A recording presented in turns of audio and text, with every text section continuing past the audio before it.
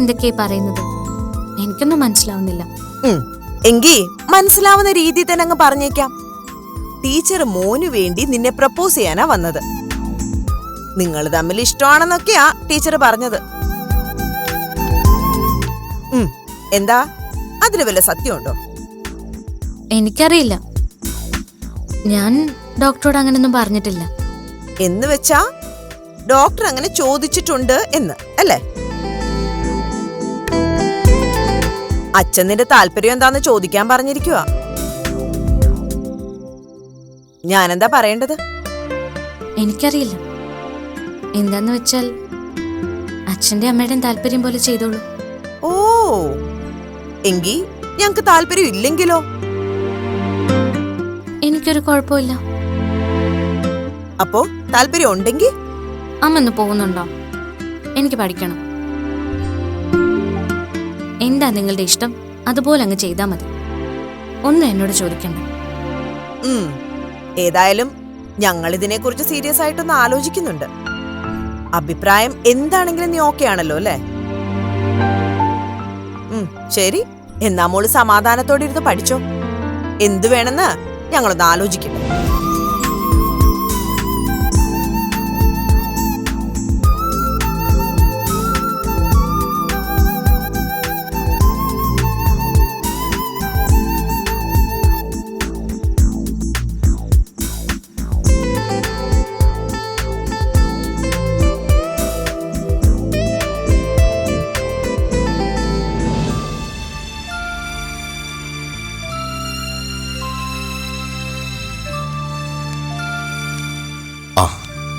ഞാൻ പറഞ്ഞില്ലേ മുരളിയേട്ടാ, അവക്കതിൽ താല്പര്യക്കുറവൊന്നുമില്ല എന്ന് മാത്രമല്ല താല്പര്യം കൂടുതലും ഉണ്ട്. അങ്ങനെ അവള് തന്നോട് പറഞ്ഞോ? അങ്ങനെ ചാടിക്കേറി യെസ് പറയാൻ അവക്ക് പറ്റൂ. എന്നാലും കണ്ടെടുത്തോളം അവക്ക് സമ്മതം തന്നെയാ. അപ്പൊ ടീച്ചർ പറഞ്ഞത് ശരി തന്നെയായിരുന്നു.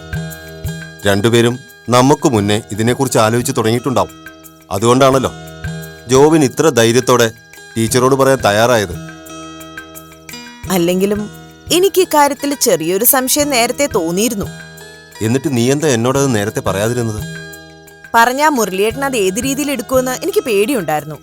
പിന്നെ മാളുവിനോട് ചോദിക്കാന്ന് വെച്ചാ അവളെങ്ങനെയാ റിയാക്ട് ചെയ്യുന്ന അറിയില്ലല്ലോ. അല്ല, അപ്പൊ ഇനി ഈ കാര്യത്തിൽ എന്താ നമ്മുടെ തീരുമാനം? പ്രപ്പോസൽ പ്രൊസീഡ് ചെയ്യാമെന്നാണോ അതോ? അതാ ഇപ്പൊ ആകെ ഒരു കൺഫ്യൂഷൻ. കഴിച്ചിട്ട് ഇറക്കാനും വയ്യ, മധുരിച്ചിട്ട് തുപ്പാനും വയ്യാത്തൊരവസ്ഥ. അങ്ങനെ ഒരു കൺഫ്യൂഷന്റെ കാര്യമുണ്ടോ മുരളിയേട്ടാ? ജാതിയുടെ പ്രശ്നം മാറ്റി നിർത്തിയ മാളുവിന് കിട്ടാവുന്നതിൽ വെച്ച് ഏറ്റവും നല്ല പ്രപ്പോസലാണിതെന്ന് എനിക്ക് തോന്നുന്നു. പ്രത്യേകിച്ചും അവൾക്ക് ഈ ബന്ധം താല്പര്യമുള്ള സ്ഥിതിക്ക്. എനിക്കും അങ്ങനെ തന്നെയാ തോന്നുന്നത്. പക്ഷേ നമ്മൾ ഈ പറഞ്ഞ ഇഷ്യൂസ് അത്ര നിസ്സാരമായിട്ട് എഴുതി തള്ളാൻ പറ്റുന്നതല്ലല്ലോ. അമ്മ മുതല് മറ്റു റിലേറ്റീവ്സിനെയൊക്കെ കൺവിൻസ് ചെയ്തെടുക്കുക എന്ന് പറയുന്നത് അത്ര നിസ്സാരമായ കാര്യമല്ല. ചിലപ്പോ ഈ ഒരൊറ്റ കാര്യത്തിന്റെ പേരില് നമ്മളോട് പിണങ്ങാൻ വരെ സാധ്യതയുള്ള ചില ആൾക്കാരുണ്ടാവും. എല്ലാവരുടെ അഭിപ്രായം സ്വീകരിച്ച് നമുക്കൊരു കാര്യം തീരുമാനിക്കാൻ പറ്റില്ലല്ലോ. നമ്മുടെ മോളുടെ സമാധാനവും സന്തോഷവും അല്ലേ നമുക്ക് വലുത്. അവക്ക് സുഖമായി ജീവിക്കാൻ പറ്റുമെന്ന് നമുക്ക് പൂർണ്ണ ബോധ്യമുള്ള ഒരു ചുറ്റുപാടിലേക്ക് അവളെ നമ്മൾ വിവാഹം കഴിച്ചു കൊടുക്കുന്നു. അതിൽ സഹകരിക്കാൻ തയ്യാറുള്ളവർക്ക് സഹകരിക്കാം. അങ്ങനെ കരുതിയാ പോരെ?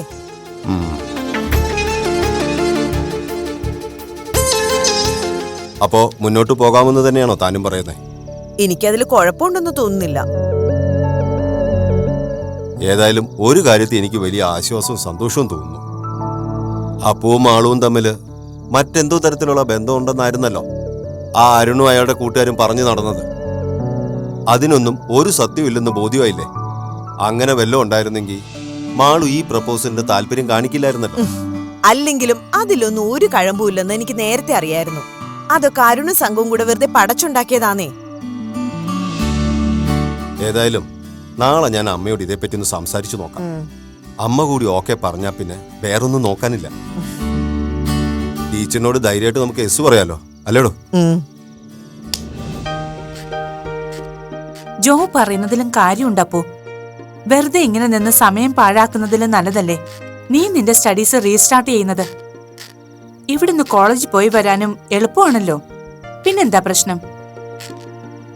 ഇനിയിപ്പോ പ്രിൻസിപ്പലിന്റെ ഭാഗത്തു നിന്ന് എന്തെങ്കിലും നടപടി ഉണ്ടാവുമെന്ന് പേടിച്ചിട്ടാണെങ്കിൽ ഡെയ്സി ടീച്ചർ വന്ന് പ്രിൻസിപ്പലിനെ കണ്ട് സംസാരിച്ചോളൂ. ഇനിയിപ്പോ അവരെന്തെങ്കിലും മുട്ടാപ്പോക്ക് പറഞ്ഞാൽ തന്നെ വകുപ്പും ന്യായവും നിരത്തി അവരുടെ വായടപ്പിക്കുന്ന കാര്യം ടീച്ചർ ഏറ്റോളൂ. എന്ത് കാരണത്തിന്റെ പേരിലാണെങ്കിലും ഒരു സ്റ്റുഡന്റിന്റെ വിദ്യാഭ്യാസം നിഷേധിക്കാനുള്ള അവകാശം അവർക്കില്ല. പിന്നെ കുട്ടികളുടെയോ കോളേജിലെ മറ്റ് സ്റ്റാഫുകളുടെയോ ഭാഗത്തുനിന്ന് എന്തെങ്കിലും പരിഹാസമോ ഉപദ്രവമോ ഉണ്ടായാൽ പ്രിൻസിപ്പൽ അതിനെതിരെ ഉചിതമായ ആക്ഷൻ എടുത്തില്ലെങ്കിൽ നേരിടാൻ ഇവിടെ നിയമ സംവിധാനങ്ങളുണ്ടല്ലോ. അപ്പോ അങ്ങനെയും ഒരു പേടി വേണ്ടല്ലോ. ഞങ്ങൾ ഇത്രയൊക്കെ പറഞ്ഞിട്ടും അപ്പോ എന്താ ഒന്നും മിണ്ടാത്തെ? എന്താടോ, സ്റ്റഡീസ് കണ്ടിന്യൂ ചെയ്യാൻ താല്പര്യമില്ലേ തനിക്ക്? ആരെയും പേടിച്ചിട്ടോ ഫേസ് ചെയ്യാനുള്ള മടി കൊണ്ടൊന്നും അല്ല ഞാൻ കോളേജിൽ പോകാതിരിക്കുന്നത്. എന്തോ ആ ക്യാമ്പസുമായിട്ട് എനിക്കിനി പൊരുത്തപ്പെട്ടു പോകാൻ കഴിയില്ല. എൻ്റെ ഐഡന്റിറ്റിയെ മറ്റൊരു തരത്തിൽ റിലേറ്റ് ചെയ്യുന്നവരുമായി എനിക്ക് അഡ്ജസ്റ്റ് ചെയ്തു പോകാൻ പറ്റില്ല. അതെന്നേക്കാൾ ഏറ്റവും കൂടുതൽ ബാധിക്കുന്നത് മാളുവിനായിരിക്കും. അങ്ങനെ ആരെങ്കിലും മാളുവിനെ കളിയാക്കോ ചോദ്യം ചെയ്യുകയോ ചെയ്താ എനിക്കത് സഹിക്കാൻ പറ്റിയെന്ന് വരില്ല. പിന്നെ വഴക്കായി, അടിയായി, സസ്പെൻഷനായി, പഴയതൊക്കെ തന്നെ ആവർത്തിച്ചുകൊണ്ടേയിരിക്കും. എന്തിനാ വെറുതെ? അതിന്റെ പേരിൽ നിന്റെ പഠിത്തം കോംപ്രമൈസ് ചെയ്യണോ അപ്പോ? ഇല്ല ആൻറ്റി, ഏതായാലും പഠിത്തം വിട്ടുകളയാൻ ഞാൻ തീരുമാനിച്ചിട്ടില്ല. ഇവിടെയും ലൈബ്രറിയിലുമായി എനിക്കത് മാനേജ് ചെയ്യാവുന്നതേ ഉള്ളൂ. ഞാൻ ചെല്ലാതിരുന്നാൽ തന്നെ അറ്റൻഡൻസിൽ ഇളവ് ചെയ്തു തരാമെന്ന് പ്രിൻസിപ്പൽ എനിക്ക് ഉറപ്പ് തന്നിട്ടുണ്ട്. അതുകൊണ്ട് ഇനി എക്സാം എഴുതാൻ വേണ്ടി മാത്രമേ ഞാൻ അങ്ങോട്ട് പോകുന്നുള്ളൂ. ശരി, എല്ലാം തന്റെ ഇഷ്ടം പോലെ. ഇവിടെ വന്നതുകൊണ്ട് തന്റെ പഠിത്തം നഷ്ടപ്പെടരുതെന്ന് മാത്രമേ ഞങ്ങൾക്ക് ആഗ്രഹമുള്ളൂ. ചില്ലറ വികൃതിത്തരങ്ങളൊക്കെ ഉണ്ടെങ്കിലും പഠിക്കാൻ നീ ബഹുമിടിക്കുകയാണെന്ന് ഇത് എപ്പോഴും പറയുമായിരുന്നു. ഡോക്ടർ, എനിക്ക് വേണ്ടി ഒരു ഫേവർ ചെയ്യാമോ?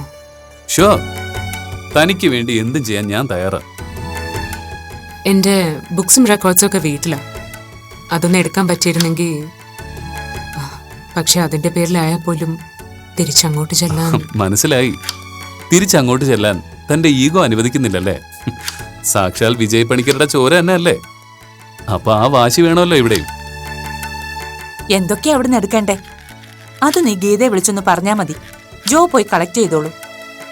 ഓക്കെ, ആ പ്രശ്നത്തിനൊരു പരിഹാരമായ സ്ഥിതിക്ക് ഇനി നമ്മൾ അത്താഴം റെഡിയാക്കി വേഗം തീറ്റയിലേക്ക് കിടക്കാം. അങ്ങനെ കിടക്കാൻ വരട്ടെ.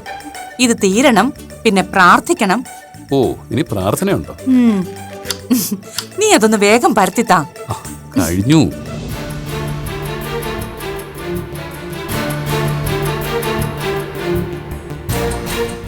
മുരളി എന്താ നേരത്തെ വരുമെന്ന് പറഞ്ഞിട്ട് ലേറ്റ് ആകുന്നത്? ആരെയോ കാണാനുണ്ടെന്ന് പറഞ്ഞു. മീറ്റിംഗ് എപ്പോ കഴിയുമെന്ന് അറിയില്ലെന്നാ ഞാൻ വിളിച്ചപ്പോ പറഞ്ഞത്. കേട്ടോ അശ്വതി, ഞാൻ നമ്മുടെ കാരശ്ശേരിയിലെ അമ്മിണിക്കുഞ്ഞമ്മയൊന്ന് വിളിച്ചായിരുന്നു. സംസാരിച്ചതിന്റെ കൂട്ടത്തില് മാളൂന് വന്ന ടീച്ചറിന്റെ മോന്റെ ആലോചനയുടെ കാര്യം വെറുതെ ഒന്ന് സൂചിപ്പിച്ചു. അപ്പൊ കുഞ്ഞമ്മ പറയാ, പയ്യൻ ഡോക്ടറല്ലേ, സ്വഭാവവും പെരുമാറ്റവും ഒക്കെ നല്ലതാണെന്ന് നിങ്ങൾക്ക് ഉറപ്പുണ്ടെങ്കിൽ പയ്യൻ അന്യജാതിക്കാരനാണെന്നൊന്നും നോക്കണ്ട, കല്യാണം അങ്ങ് നടത്താൻ. പണ്ടൊക്കെ കാരശ്ശേരി മുറ്റത്ത് പുറംജാതിന്നൊരാളെ കണ്ട കുളിച്ച് പുണ്യാകം തളിക്കാതെ ജലപാനം കഴിക്കാത്ത അമ്മിണിക്കുഞ്ഞമ്മയ്ക്കൊക്കെ ഇങ്ങനെ മാറാങ്കി പിന്നെ നമുക്ക് മാറി ചിന്തിച്ചാൽ എന്താന്നൊരാലോചന. അമ്മയ്ക്ക് അതൊക്കെ ഒന്ന് ബോധ്യപ്പെടാൻ ഞങ്ങളാരും പറഞ്ഞാ പറ്റില്ലല്ലോ. അമ്മിണിക്കുഞ്ഞമ്മെ പോലുള്ളവര് പറഞ്ഞാലല്ലേ അമ്മയുടെ തലയിൽ വെളിച്ചം വീഴൂ. അതല്ലടി കൊച്ചേ, ഞാൻ പിന്നിരുന്ന് ആലോചിച്ചപ്പോ എത്രയൊക്കെ ആയാലും അവനൊരു ഡോക്ടറല്ലേ. ഈ വന്ന കാലത്തൊരു ഡോക്ടർ പയ്യനെ സംബന്ധക്കാരനായി കിട്ടാൻ പൊന്നും പണമൊക്കെ എത്ര കൊടുക്കണമെന്ന് വെച്ചിട്ടാ.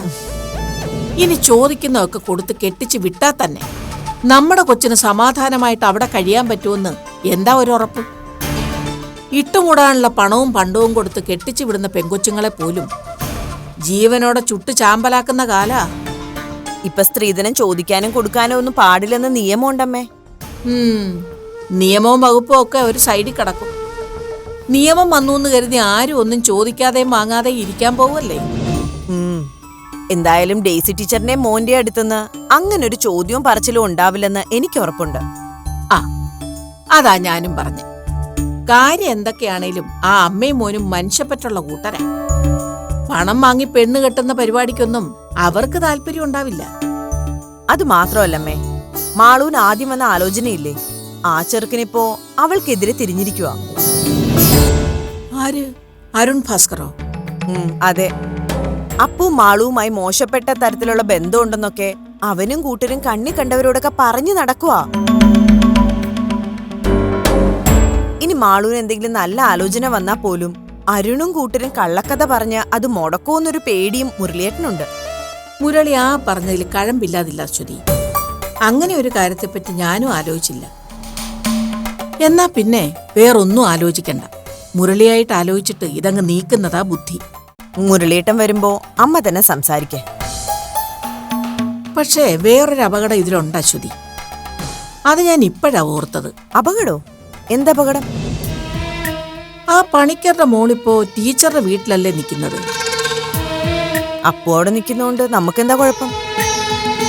അഥവാ നമ്മൾ ഈ ആലോചനയുമായി മുന്നോട്ട് പോവുകയാണെങ്കിൽ തന്നെ അത് ഉറപ്പിക്കുന്നതിന് മുൻപ് തന്നെ അപ്പുവിന്റെ കാര്യത്തിൽ എന്തെങ്കിലും ഒരു തീരുമാനം ഉണ്ടാവാതിരിക്കില്ലല്ലോ.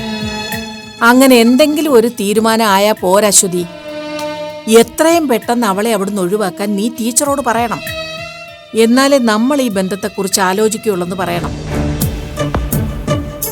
അതെന്തിനാ നമ്മൾ അങ്ങനെ ഒരു നിർബന്ധം പിടിക്കുന്നത്? കാര്യമുണ്ട്. നമ്മൾ ഈ ആലോചനയായിട്ട് മുന്നോട്ട് പോയാ ആ കാര്യം ആ കുരുത്തം കെട്ട പെണ്ണറിയേ. മാളൂന് ഇങ്ങനൊരു ബന്ധം കിട്ടുന്നു എന്നറിഞ്ഞാ അവക്കത് സഹിക്കാൻ പറ്റുമെന്ന് നിനക്ക് തോന്നുന്നുണ്ടാ ശ്രുതി?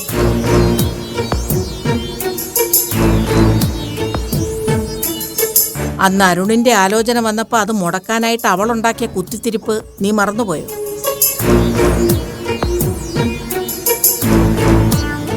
ആ ചെറുക്കൻ ആദ്യം അവളുടെ പിന്നാലെയാണ് നടന്നതെന്ന് അവളും ആ വിജയ് പണിക്കരും കൂടെ പറഞ്ഞുണ്ടാക്കിയത് നീ മറന്നുപോയോ?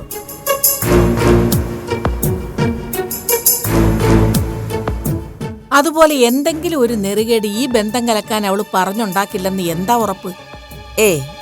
ഇനി അപ്പു അങ്ങനെയൊന്നും ചെയ്യുമെന്ന് എനിക്ക് തോന്നുന്നില്ല അമ്മേ.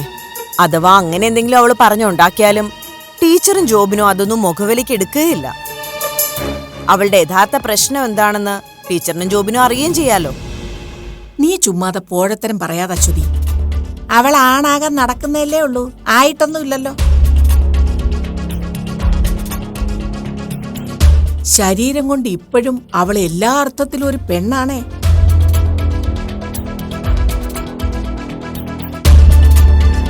അങ്ങനെയുള്ള ഒരുത്തി എല്ലാ സ്വാതന്ത്ര്യത്തോടും കൂടി ആ വീട്ടിൽ കഴിയുന്നതിന്റെ അപകടം നീ ഒന്ന് ആലോചിച്ചു നോക്ക്.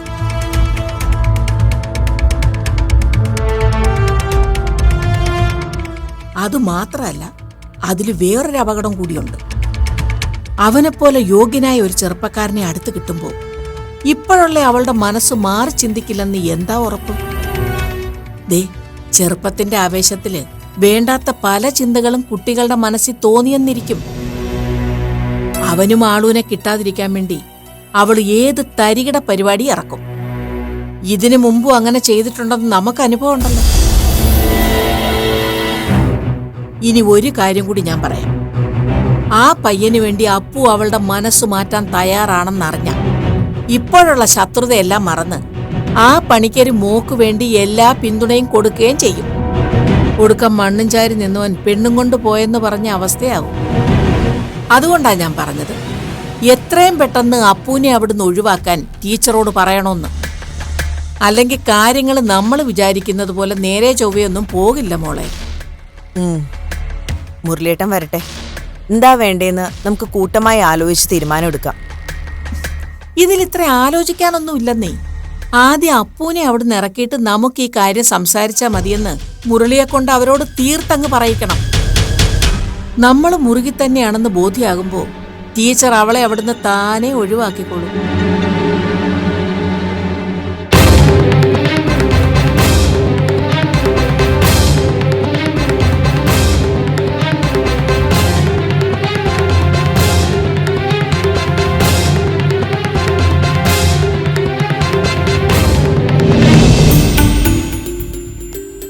ഞാൻ തന്നെ അവോയ്ഡ് ചെയ്യുന്നോ?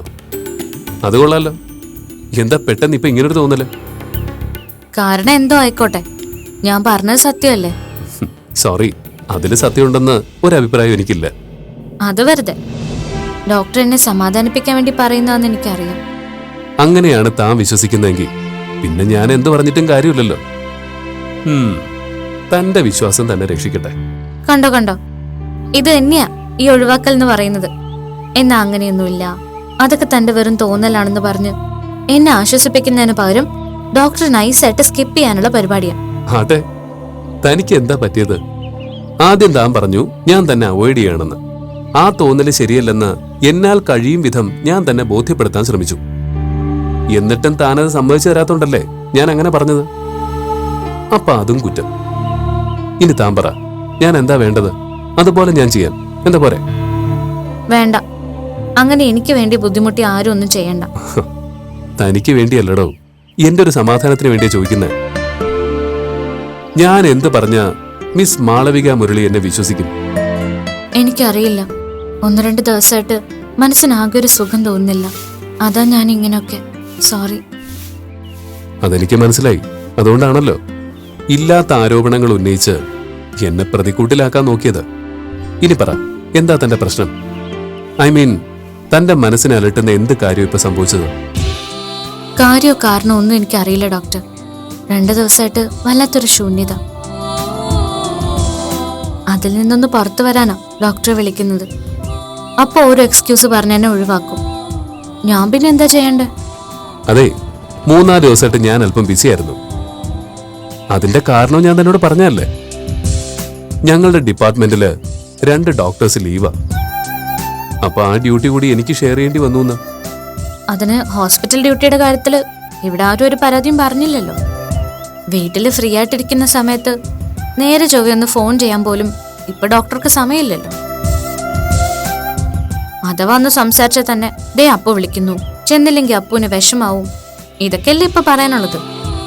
അത് ശരി, അപ്പൊ അതാണല്ലേ കാര്യം. എന്റെ കൊച്ചെ, ഇതാണ് തന്റെ പ്രശ്നമെന്ന് തുടക്കത്തിലെ ഇയാള് പറഞ്ഞാ പോരായിരുന്നോ? വെറുതെ ഇത്രയും വളഞ്ഞു ചുറ്റേണ്ട കാര്യം ഉണ്ടായിരുന്നു. എന്തായാലും ഇപ്പോഴെങ്കിലും താനിത് തുറന്നു പറഞ്ഞാൽ നന്നായി.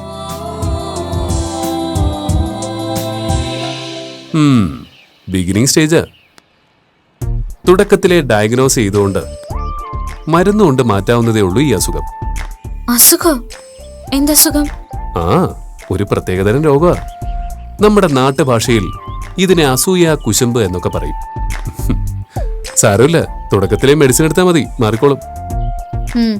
സത്യം പറയുമ്പോ കുശുമ്പും അസൂയ എന്നൊക്കെ പറഞ്ഞ് കളിയാക്കിയിട്ട് കാര്യമില്ല. ഞാൻ പറഞ്ഞതിൽ എന്താ തെറ്റ്? അപ്പോ അവിടെ വന്നതിന് ശേഷം ഡോക്ടർ എപ്പോഴെങ്കിലും ഒരു 5 മിനിറ്റ് തികച്ചെന്നോട് സംസാരിച്ചിട്ടുണ്ടോ? അഥവാ അതിന് ശ്രമിച്ചാൽ പോലും അപ്പോ അതിന് സമ്മതിക്കുകയില്ല.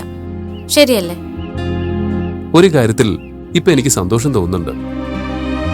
അപ്പുവിന്റെ പേര് പറഞ്ഞെങ്കിലും താൻ എന്നോട് ഇത്തിരി പൊസസീവ് ആവുന്നുണ്ടല്ലോ. അതെന്നോടുള്ള ഇഷ്ടം കൊണ്ടല്ലേ? സാരമില്ല, റൊമാൻസിൽ ഇത്തിരിയൊക്കെ പൊസസീവ്നെസ് ആവാം. ഓവർ ആവാതെ നോക്കിയാൽ മതി. ഇതങ്ങനെ പോസിറ്റീവ്നെസ് ഒന്നും അല്ല. എനിക്ക് ഫീൽ ചെയ്ത കാര്യം ഞാൻ പറഞ്ഞത്.